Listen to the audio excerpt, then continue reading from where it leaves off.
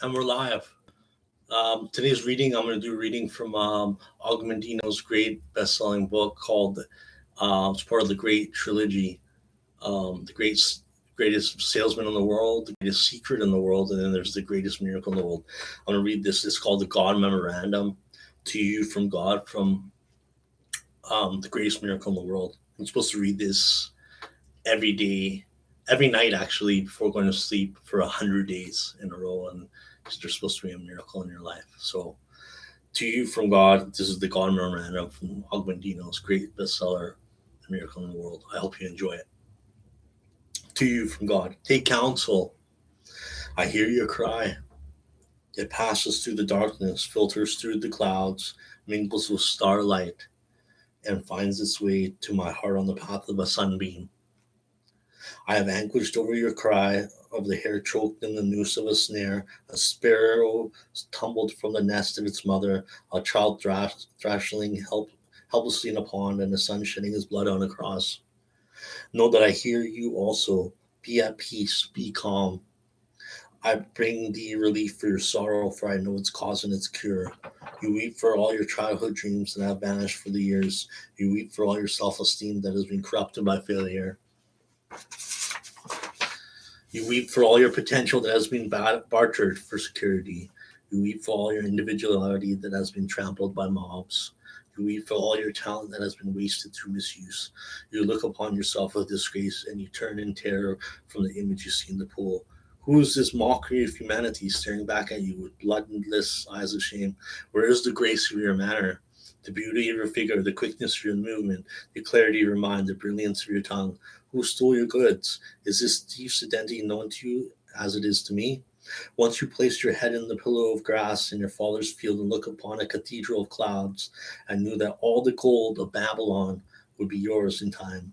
Once you read from many books and wrote on many tablets, convinced beyond any doubt that all the wisdom of Solomon would be equaled and surpassed by you, and the seasons would flow into the years until lo, you would reign supreme in your own garden of Eden. Dost thou remember who implanted those plans and dreams and seeds of hoping with you? You cannot. You have no memory of that moment when first you emerged from your mother's womb and I placed my hand on your soft brow and the secret I whispered in your small ear when I bestowed my blessings upon you. Remembering our secret, you cannot. The passing years have destroyed your recollection. They have filled your mind with fear and doubt and anxiety and remorse and hate, and there's no room for joyful memories where these peace habitate. Weep no more. I am with you, and at this moment is the dividing line of life. All that has gone before is like unto no more than time you slept within your mother's womb. What is past is dead. Let the dead bury the dead. This day you return from the living dead. This day, like unto Elijah with the widow's son, I stretch myself into 3 times and you live again.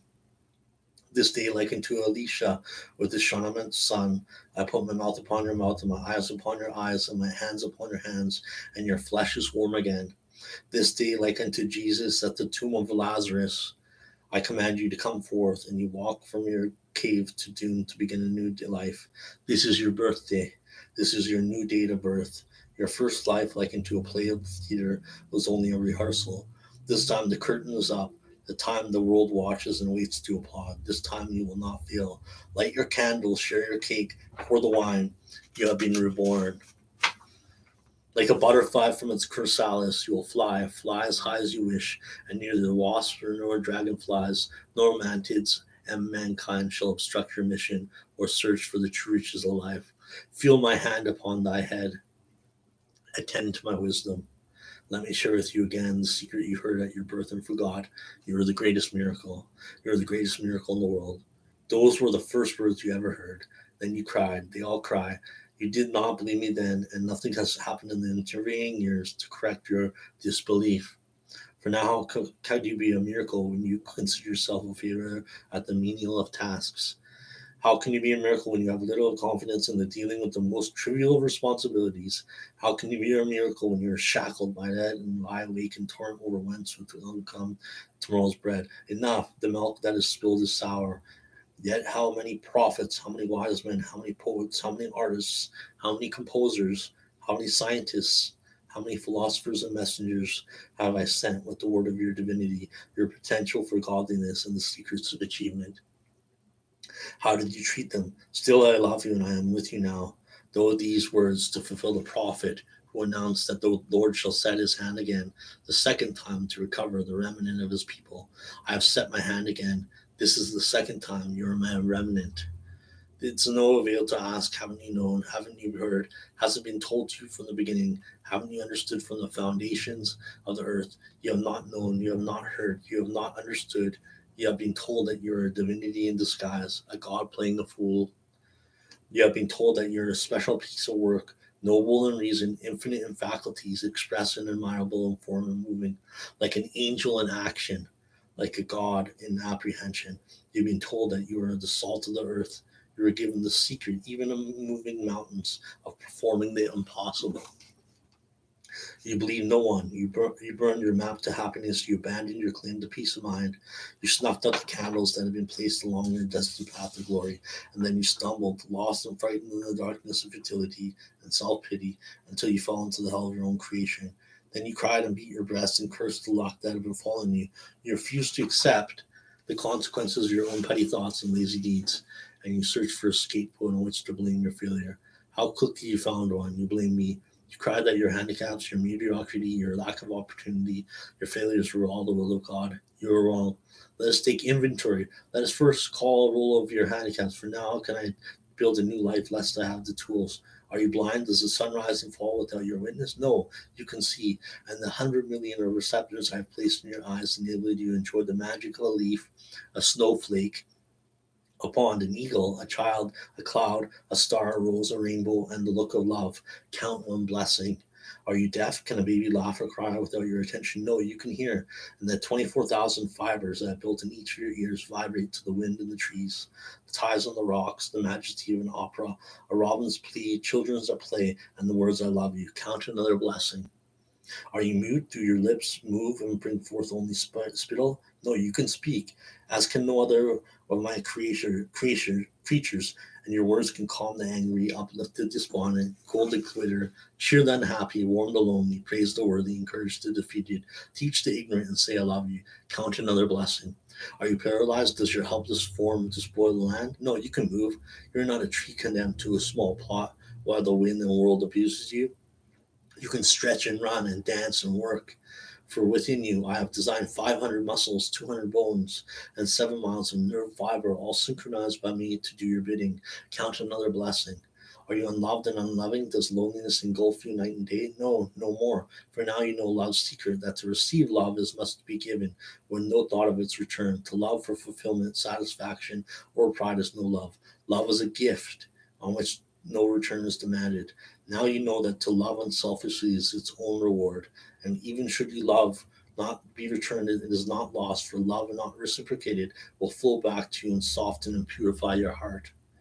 Count another blessing, count twice. Is your heart stricken? Does it leak and strain to maintain your life? No, your heart is strong. Touch your chest and feel its rhythm, pulsating hour after hour, day and night. 36 million beats each year, year after year, asleep or awake, pumping your blood through more than 60,000 miles of veins, arteries, and tubing, pumping more than 600,000 gallons each year. Man has never created such a machine. Count another blessing.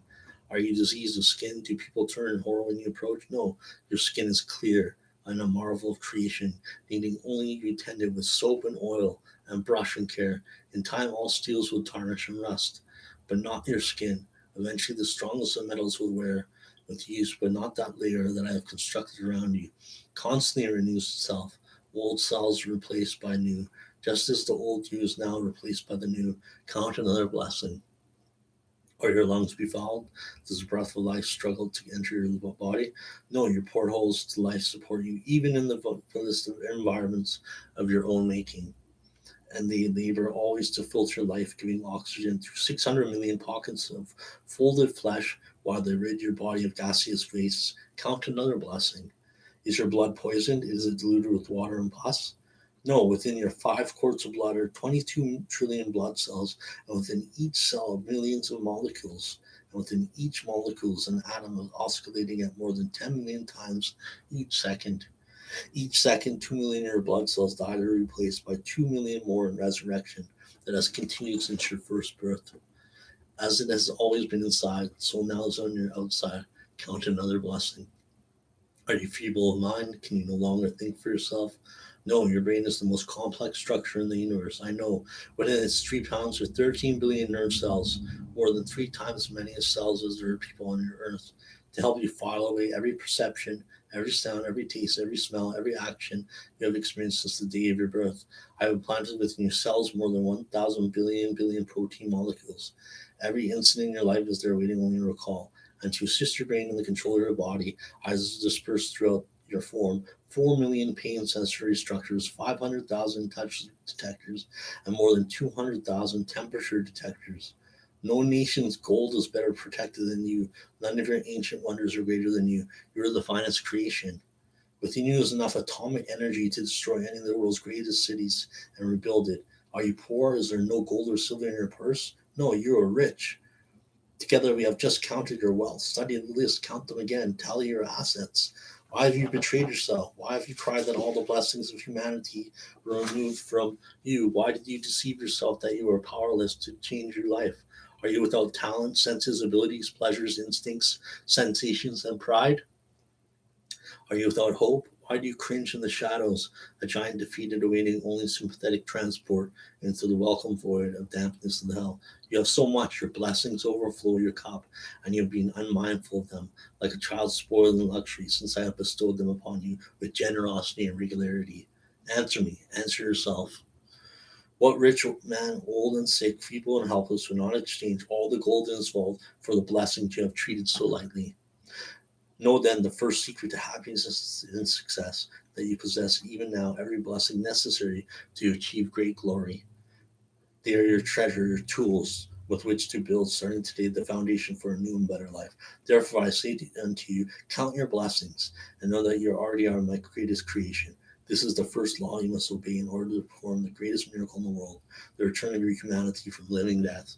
And be grateful for your lessons learned in poverty, for he is not poor who has little, only he that desires much. And true security lies not in the things one has, but in the things one can do without. And where are the handicaps that produced your failure? They existed only in your mind. Count your blessings. And the second law is like unto the first. Proclaim your rarity. You had condemned yourself to a potter's field, and there you lay, unable to forgive your own failure, destroying yourself with self hate, self incrimination, and revulsion of your crimes against yourself and others. Are you not perplexed? Why do you not wonder why I am able to forgive your failures, your transgressions, your pitiful demeanor, when you cannot forgive yourself? I address you now for 3 reasons. You need me.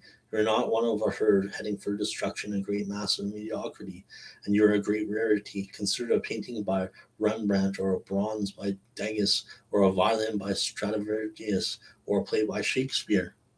They have great value for 2 reasons. Their creators are masters, and they are few in number, yet there are more than one of these. On that reasoning, you're the most valuable treasure on the face of the earth, for you know who created you, and there's only one of you. Never in all the 70 billion humans have walked this planet since the beginning of time has there been anyone exactly like you. Never until the end of time will there be another such as you. You have shown no knowledge or appreciation of your uniqueness, yet you're the rarest thing in the world. From your father in this moment of supreme love flowed countless seeds of love, more than 400 million in number. All of them, as they swam within your mother, gave up the ghost and died, all except one, you. You alone persevered with the loving warmth of your mother's body, searching for your other half, a single cell from your mother, so small that more than 2 million would be necessary to fill an acorn shell. Yet, despite impossible odds in that vast ocean of darkness and disaster, you persevered, found that invincible cell, joined it with it, and began a new life, your life. You arrived, bringing with you, as does every child, the message that was not yet discouraged of man. 2 cells now united in a miracle, 2 cells each containing 23 chromosomes, and within each chromosome, hundreds of genes which govern each characteristic about you, from the color of your eyes to the charm of your manner to the size of your brain, with all the combinations of my command, binding one with a single sperm from your father's 400 million through the hundreds of genes in each of the chromosomes from your mother and father. I could have created 300,000 billion humans, each different from the other. But who did I bring forth? You, one of the kind, Rarest of the rare, priceless treasure, possess the qualities of mind and speech and movement and appearance and actions as no other has ever lived, lives, or shall live.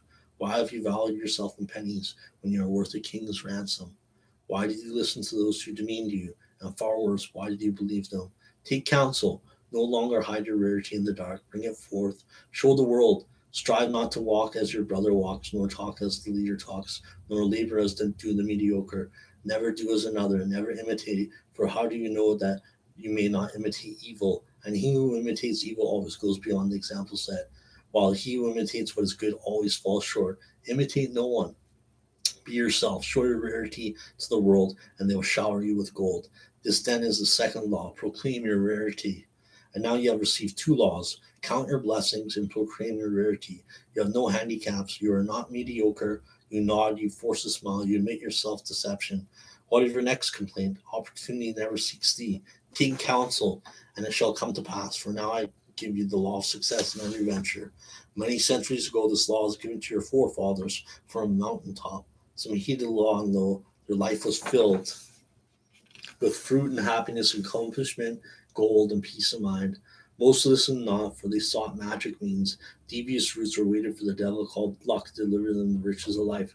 They waited in vain, just as you waited, and then they wept as you wept, blaming their lack of fortune on my will. The law is simple: young or old, pauper or king, white or black, male or female, all can use the secret to their advantage. For all the rules and speeches and scriptures of success, how to attain it, only one method never failed. Whomsoever shall compel you to go with 1 mile, go with him 2. This then is the third law, the secret that will proclaim riches and proclaim beyond your dreams. Go another mile. The only certain means of success is to render more and better service than is expected of you. No matter what your task may be, this is a habit followed by all the successful people since the beginning of time. Therefore, I say that the surest way to doom yourself to mediocrity is to perform only the work for which you are paid. Think not ye are being cheated if you deliver more than the silver you receive, for there is a pendulum to all life and the sweat you deliver. If not rewarded today, will swing back tomorrow tenfold. The mediocre never goes another mile, for why should he cheat himself? He thinks, but you're not mediocre. To go another mile is a privilege you must appropriate by your own initiative. You must not avoid it and neglect it. Do only as little as others, and the responsibility for the failure is yours alone. You can no more render service without receiving just compensation than you can withhold the rendering of it without suffering the loss of reward. Cause and effect, means and end, seeds and fruit, these cannot be separated. The effect already blooms in the cause. The end pre-exists in the means, and the fruit is always in the seed. Go another mile. Concern yourself not should you serve an ungrateful master, serve him more, and instead of him, let it be who is in your debt, for you will know that every minute, every stroke of extra service will be repaid. And worry not, should your reward not come soon, for the longer payment is withheld, the better for you, and compound interest upon compound interest is the law's greatest benefit. You cannot command success, you can only deserve it. And now you know the great secret necessary in order to merit its rare reward. Go another mile. Where is this field from whence you cry? There is no opportunity. Look around you. See where only yesterday you wallowed and refused us self pity. You now walk tall on a carpet of gold. Nothing has changed except you, but you are everything. You are my greatest miracle. You are the greatest miracle in the world. And now the laws of happiness and success are three. Count your blessings, proclaim your rarity, go another mile. Be patient with your progress. To count your blessings with gratitude, to proclaim your rarity with pride, to go an extra mile and then another. These acts are not accomplished in the blinking of an eye, yet that which you acquire with most difficulty you retain the longest. And as those have earned a fortune are more careful of it than those by whom it was inherited. And fear not as you enter your new life. Every noble acquisition is attended with its risks. He who fears to encounter the one must not expect to obtain the other. Now you know you're a miracle, and there's no fear in a miracle. Be proud. You're not the momentary whim of creators, careless creator experimenting in the laboratory of life. You're not a slave of forces that you cannot comprehend. You are a free manifestation of no force but mine, of no love but mine. You are made with a purpose. Feel my hand, hear my words. You need me, I need you. We have no world to rebuild, and if it requires a miracle, What is it that to us we are both miracles, and now we have each other? Never I have lost faith in you since the day when I first spun you from a giant wave and tossed you helplessly on the sands. And as you measure time, that was more than 500 million years ago. There were many models, many shapes, many sizes before I reached perfection in you more than 30,000 years ago. I have made no further effort to improve on you in all these years. For now, how could one improve on a miracle? You were a marvel to behold, and I was pleased. I gave you this world and dominion over it. Then, to enable you to reach your full potential, I placed my hand upon you once more and endowed you with the powers unknown to any other creature in the universe, even to this day. I gave you the power to think. I gave you the power to love. I gave you the power to will. I gave you the power to laugh. I gave you the power to imagine. I gave you the power to create. I gave you the power to plan. I gave you the power to speak. I gave you the power to pray. My pride in you knew no bounds. You are my ultimate creation, my greatest miracle, a complete living being. One just cannot adjust to any climate, any hardship, any challenge. One who cannot manage his own destiny without interference from me. One who can translate a sensation or perception not by instinct, but by thought and deliberation into whatever action is best for himself and all humanity. Thus, we become the fourth law of success and happiness. For I gave you one more power, a power so great that not even my angels possess it. I gave you the power to choose. With this gift I placed you even above my angels, for angels are not free to choose sin. I gave you complete control of your destiny. I told you to determine for yourself your own nature in accordance with your own free will. Neither heavenly nor earthly in nature, you are free to fashion yourself in whatever form you preferred. You have the power to choose to degenerate into the lowest forms of life, but you also have the power, out of your soul's judgment, to be reborn into the higher forms which are divine. I have never withdrawn your great power, the power to choose. What have you done with this tremendous force? Look at yourself. Think of the choices you have made in your life and recall now those bitter moments when you would fall to your knees if only you had the opportunity to choose again. What is past, and now you know the fourth great law of happiness and success. Use wisely the power of choice. Choose to love rather than hate. Choose to laugh rather than cry. Choose to create rather than destroy. Choose to persevere rather than quit. Choose to praise rather than gossip. Choose to heal rather than wound. Choose to give rather than steal. Choose to act rather than procrastinate. Choose to grow rather than not. Choose to pray rather than curse. Choose to live rather than die. Now you know that your misfortunes were not my will, for all power was vested in you, and the accumulation of deeds and thoughts which placed you on the refuse of humanity were doing your doing, not mine. My gifts of power were too large for your small nature. Now you have grown tall and wise, and the fruits of the land will be yours. You are more than a human being, you are a human becoming. You are capable of great wonders. Your potential is unlimited. Who else among my creatures has mastered fire? Who else among my creatures has conquered gravity, has pierced the heavens, has conquered disease and pestilence and drought? Never demean yourself again. Never settle for the crumbs of life. Never hide your talents from this day hence. Remember the child who says, "When I am a big boy," but what is that? For the big boy says, "When I am grown up," and then the grown up says, "When I am wed." But then to be wed, what is that? After all, then thoughts come changes to when I retire, and then retirement comes. Then he looks back over the landscape traversed. A cold wind sweeps over it, and somehow he has missed it all and is gone. Enjoy this day today and tomorrow. You have performed the greatest miracle in the world. You have returned from a living death. You will feel self pity no more, and each new day will be a challenge and a joy. You have been born again, but just as before, you can choose failure and despair or success and happiness. The choice is yours. The choice is exclusively yours. I can only watch as before in pride or sorrow. Remember then the four laws of happiness and success. One, count your blessings. Two, proclaim your rarity. Three, go another mile, an extra mile, and always do more than you're paid for. And remember, compound interest is working for you. And number four, use wisely your power of choice. And one more to fill the other four. Do all things with love. Love for yourself, love for all others, and love for me. Wipe away your tears, reach out, grasp my hand, and stand straight. Let me cut the grave cloths that have bound you. This day you have been notified. You are the greatest miracle in the world. So you want to read the God Memorandum. This is a message, a letter from God to you. Read it every night before going to bed for 100 days, and you'll have the miracle. Thank you.